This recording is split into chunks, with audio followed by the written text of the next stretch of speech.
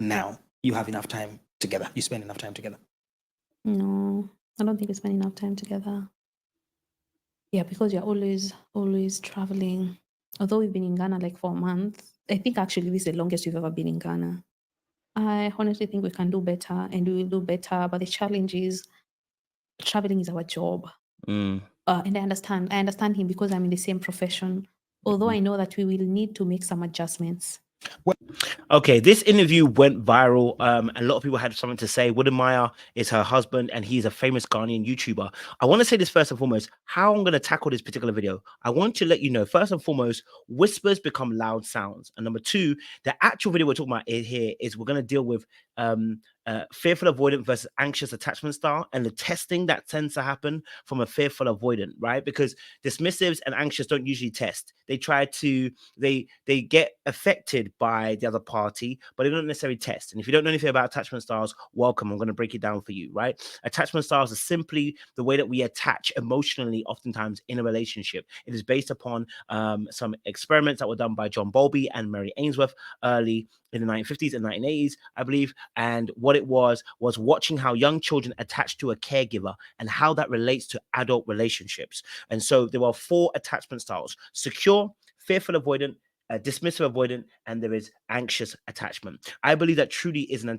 anxious attachment individual person with a very high level of a fear of abandonment issues because her mother wasn't around, right?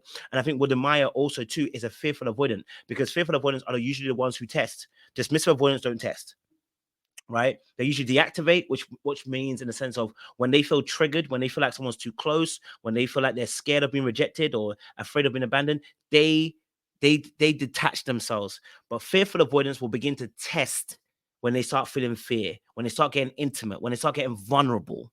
Okay, all right, and I'll explain a bit more as the video goes on and give you a deeper breakdown. But what I saw between Wode Maya and Trudy is something that I'm a little bit concerned with, because I'm like, she's already complaining now. It's only been a few years, but see this complaint, it was a whisper. It wasn't loud, it was a whisper. And so some people might miss it and be like, oh no, it's just it's a phrase of marriage. No. She came on national internet, my guy, and told us this.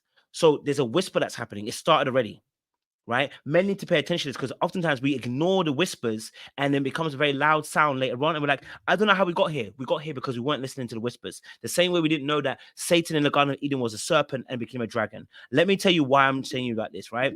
And I'm going to get a little bit deeper as the video goes on. I want you to listen to this clip. This is where I realized that there were testing that was going on. Testing, in a sense, what it means is this, right?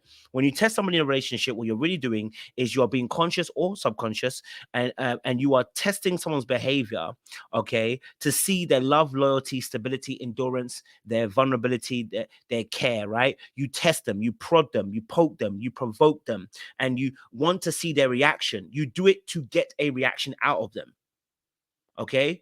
You do it to get a reaction out of them. Pay attention to this clip because it's going to formulate a foundation as to why I'm talking about this and why this is very important. Listen to this. I don't like it. We can't be happy all the time. It's like trying to portray that everything is perfect. I always want to be like, yo, I think it's been a week, nothing has happened. Can I just cause some trouble? So I love causing just to spice the relationship out. Yeah, just spice a little bit. What kind of... Listen, it sounds cute, but this is one of the tests that he was actually doing, right? He actually goes on to say that, he tries to make her angry, provokes her to see what she's going to do, right?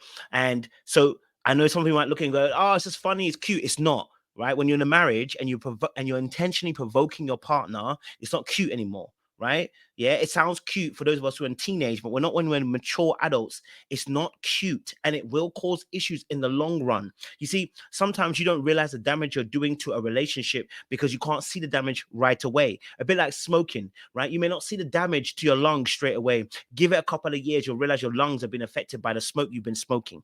So oftentimes we can't see it because it doesn't show up externally straight away. But this was one of his tests, and I'm going to go through all the tests that he kind of gave her before they even got together. And I realized the people who test are fearful avoidance. And here's what fearful avoidance are. Fearful avoidance are they both carry the avoidant as well as the anxious attachment style. Attachment, yeah.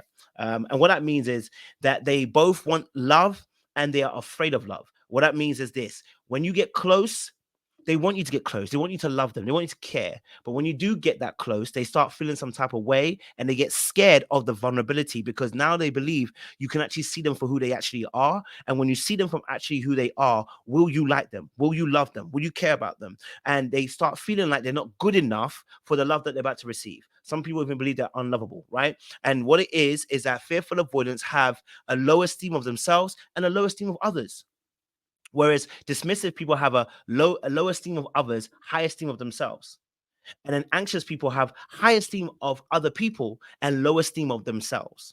Okay. All right. And then there's secure, which is what everyone is striving to be, which is secure, meaning that you know how to handle emotions, you know how to, say how you feel, you know how to express yourself without feeling like, I'm weak for doing so. Right. So we're going to focus on fearful avoidant and anxious attachment style. Okay. The anxious attachment style is also very much, afraid that in the sense that they are always in a place of servitude. They're always serving because they believe that their value is attached to them moving and doing. They believe their value is attached to what they do and what they produce. And they're afraid of being abandoned. So they consistently always try to show up for their partners, even at their own detriment, because what they're really trying to do is prove that they're worthy of love. And so that's where they always stay. Okay. All right. So you got the fearful avoidant who carries both the fear of rejection, but at the same time wants to earn everybody's love. And that creates what we call the hot and cold effect. Okay. Now, the biggest thing about fearful avoidance is their fear of being vulnerable. Right now, they can express themselves, they can tell how they feel, but they fear that vulnerability. They fear that rejection. They fear that if they do give their heart over, they could be abandoned or betrayed. That's what we call a core wound. Now, I want to go back to this video. I'm going to go through some of the tests that he put her through. Right, the tests that he put her through. Right. The reason why people do tests is because they're afraid of abandonment, rejection, and betrayal. Okay. The tests help them prove that you are who you say you are. Right. It's not positive. It's manipulation. Right. It's not good for us. Right. Because it puts our person in a particular space where they're jumping through hoops. Okay. Now, of course, they're married. So you're probably saying to yourself, it probably worked. But I want you to understand that's not going to stop in a relationship. It's not going to stop in a marriage. You're going to continually do it because you haven't stopped. And he tells us he's going to continue to do it because he does it. Right, so we're going to go through the different tests. Test number one, we're going to go through what he tested her with. Let's go to this clip here so you can see it. I want you to listen very carefully to what he says. Okay, test number one that he gives her. The Ghanaian, sometimes we act so stubborn. So I tried the stubbornness on her. So I left. And then at some point she was asking me, so who are we, right? Because I played the role that I need to play. And what role was that? That you do like pulling back? You try to show that you are interested. Yeah. And then you exit. You get it to see whether they will. Yeah. So I exit, and then I saw her like coming all the time. And what he's doing is a classic push and pull effect. I'm going to lean in, and as soon as I see you got a little bit of interest, I pull out, and then I see if you're going to chase after me. It's a typical avoidant move, but which is mostly, it's an avoidant move, which is typical of dismissives and fearful avoidant, right? Which is they're two different separate attachment styles. But it's typical of an avoidant who does that, where they lean in and then lean out. And the reason why they do that is because they're afraid of being rejected when they lean in. When they give their heart over, or they confess themselves, or they say that I like you, they're afraid of the rejection. So what they do is they lean in and then pull out. Right. And the pulling out is more of a deactivation tool, meaning that they feel like they've overexposed themselves in the relationship between you and a person. And so what they do is they pull away and withdraw in order to see if you'll move, to prove that you want them. Instead of actually just being open and vulnerable and saying, actually, I like you. What do you feel? And letting that person respond, they play a game of passive aggressiveness where he called it Ghanaian. It's not Ghanaian. It is very much a trauma response to do that, where you're trying to prove this person actually likes you. You're trying to prove to yourself. And so you need a marker. So you test the person. It's not good to do. Okay. All right. Test number two. Okay. Let's get into it. Test. Let's see. In fact, I want to play a little clip here. Listen to what he says here. That too much, so I left. And I went to my next country, continued my trip, and guess what? I was still spending some time with other people, even though there was nothing going on, just to, just put pressure on her to accept it as soon as possible. So, so the reason why he actually did it was so he can put more pressure on her. You know what I'm saying to you? So that she can accept it, because he was not confident. You might call it game. It's not game, because when it transfers into your marriage, it's no longer game at that point, right? It should be game to acquire. But if you're still doing it in the marriage, it's not game anymore. It's insecurity. That's always been leading you. And I'm not trying to cuss him out. I really want him to pay attention because it will ruin your marriage, right? Because people can last for a little while. They can do 3, 4, 5, 6, 7, 8, 9, 10 years. But when they get fed up, they're fed up. And I don't want it to happen with their marriage. I think they actually do have a good relationship, but I need him not to play this game, right? Of course, he showed us a little bit of that game. Let's go to the next clip. Talk about what game he played again. Game number 2, right? Sees me with other people. Sorry. So I'm like, who is she? And I'm like, I have no right to ask who she is because at the end of the day, there's nothing to answer, you know. So once she asked, who are we? Yeah, what was your answer? We just asked. I don't know if you heard what he actually said. He actually said that he had other women, and when she asked, he'd be like, "You can't really ask because we're not together." Well, then, my friend, take the lead. Why are you trying to play this game? You are the man. Take the lead. If you wanna, say you wanna. But he wants to play the game of letting her, and that is showing us that you're not confident, right? That she actually wanted you. And you know what? To be fair, there is a reason why, because he wasn't her type. So that can further increase any insecurity that you might already have, right? She said it loud and clear on the interview. He was not the type. He was not her type. Yeah, he was not a type. And we'll do that in part 2 as well, because we'll talk about that as well. But so this is also another thing that's happening, right? So let's go to the next clip I want to get to. Let's go. Meet me in Singapore. This is not me using my money to buy a ticket for you to come to Singapore. If she asked me for money to come to Singapore, I would have told her, don't come. So, but when I asked her to meet me in Singapore, the following day, she was in Singapore. And I was like, you know what? It's about time to make it official. And so I believe that we started dating in Singapore. Okay, hold on. When we continued talking, and then I was like, it's about time for us to make it official. So I asked her, can you meet me in Singapore? Because Singapore is visa-free for me, and Singapore is visa-free for her too. Okay. So I was like, can you meet me in Singapore? This is not me using my money to buy a ticket for you to come to Singapore. If she asked me for money to come to Singapore, I would have told her, don't come. So, but when I asked her to meet me in Singapore, the following day, she was in Singapore. Now, it sounds really cute, trust me. But again, it's a test. He wanted to see what she would do. He was... It's tough, man. He wanted to see what she would end up doing and see if she would be, quote unquote, an independent woman. So part of it is vetting. Part of it is true. You are vetting the person, but also you're testing. Because when we take into account all the different behaviors, right, you're going to see what I mean. There's 2 more we need to do, right? We're already on 2. So we're seeing how he is using it as a qualification to make sure, okay, if she said that she wanted me to pay for it, I would have made sure I wouldn't talk to her again. But bro, when people do this, it is a clear sign that they don't know how to discern whether somebody's good enough for them without testing them. It is clear that we ourselves don't trust ourselves and our judgment when we're judging to see what kind of person would be good for us. And that insecurity of not being able to tell, we start playing these games and testing people as a way of having proof, oh, she's the one, because she jumped through my hoops. But she'll continually jump through hoops in the relationship. Let's go to number 3. As well for you guys, all right? Game number 3, let's get to it. Okay, game number 3 is what you just is what you heard a little bit earlier on, but let me play from here. Okay, listen to this very carefully. You make up. Exactly. You feel the same way? Well, me, I just love us when you're happy and at peace, I don't like it. We can't be happy all the time. It's like trying to Pause it. First and foremost, what did she just say? I like peace, but watch her body language, guys. Pay attention to her body language. I'm telling you, men. Can I be honest with you? Do not ignore the whispers of a woman. It will cost you your marriage. Don't ignore it, because in 10 or 5 or in 20, when she decides to leave and she's not with it no more, you'll be saying, I don't know what happened. This is what happened. She just said she likes peace. Listen to what he's about to say. To portray that everything is perfect. I always want to be like, I think it's been a week, nothing has happened, and I just caused some trouble. So I love causing just to spice the relationship out. Yeah.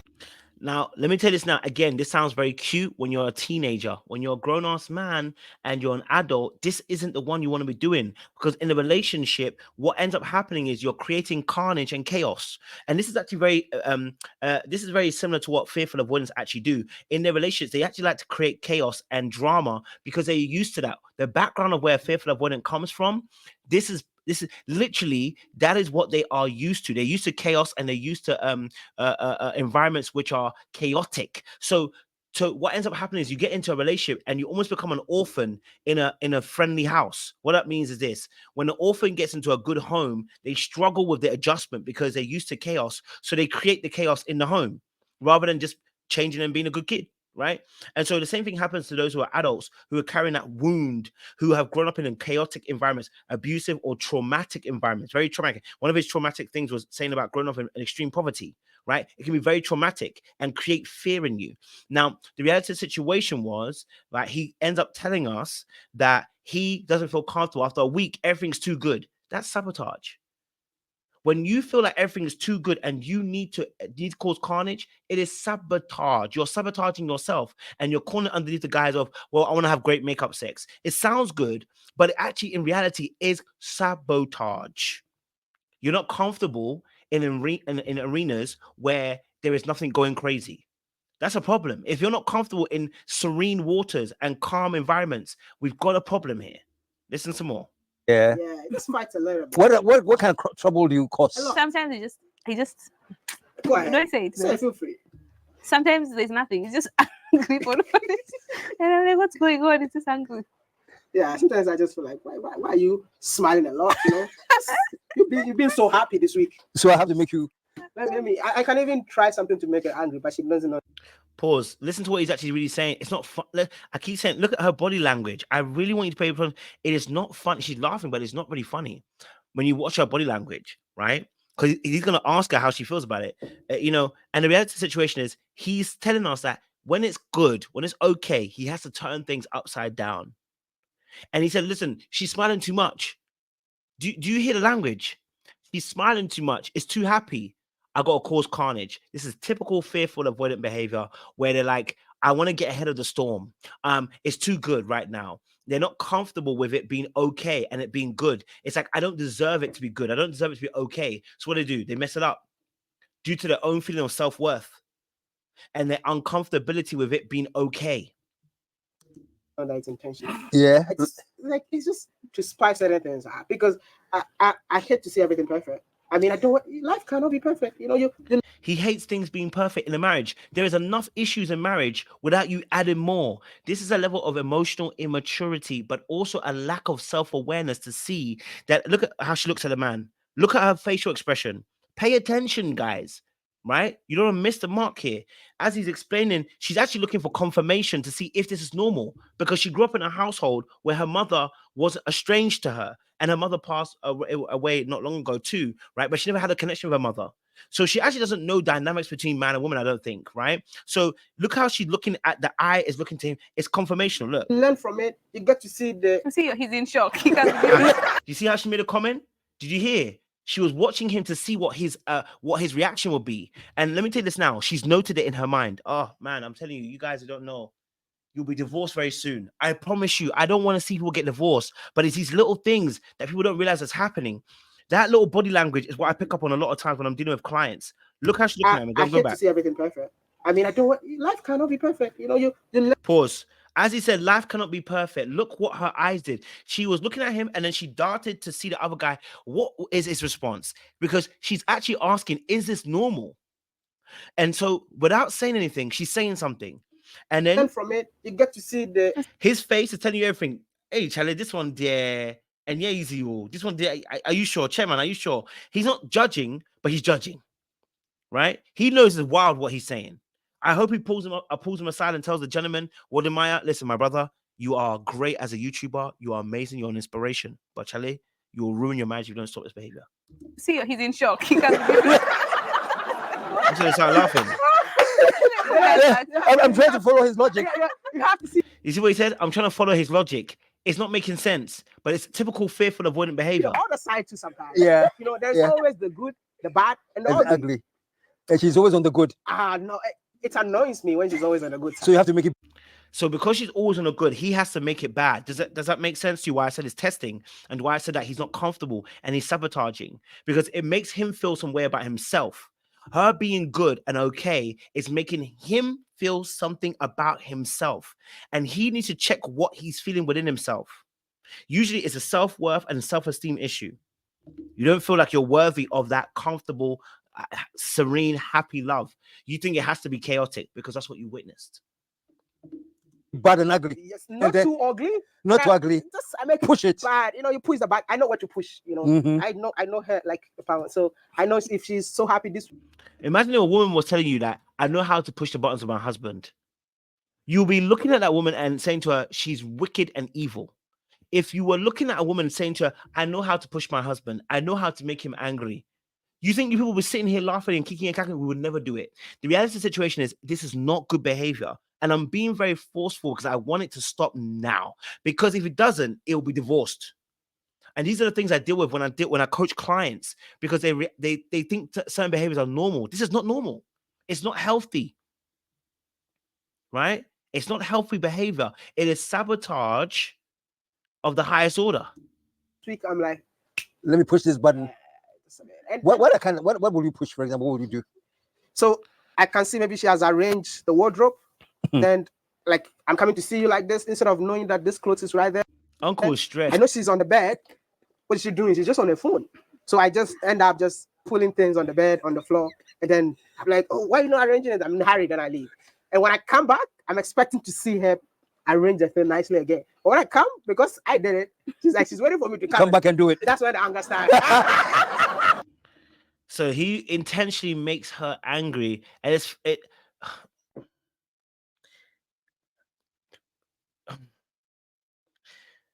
We can laugh now, but it won't be funny in a few years' time. I'm telling you, bro. So he intentionally will, for instance, mess up stuff just so that he can say that you don't always have to be good. You can be angry. Whilst I do believe that some people can actually be on the other side where they're always never telling the truth about how they really feel, to purposely push them to the edge is not what you need to be doing. We need to be guiding people into a space where they can feel comfortable to be able to share their real true thoughts. Because I do believe that there's some truth in this, that she doesn't actually tell him her true thoughts, which is why I believe that she came on a podcast and started telling her true thoughts, even though she wasn't saying it all the way. And so we'll do that in part 2, because what can end up happening is people can also be people pleasers, right? As anxious people can be very much people pleasers. And I think she's an anxious person. And so when people pleasers are in the place, they struggle to tell the truth about how they really feel. They struggle to tell their wants and their needs, but so does fearful avoidance, right? and don't forget that it's late in the evening. Yeah. Then she apologized, and I also apologized, and we make it happen. Then the fireworks blow. Peace. Peace, perfect peace.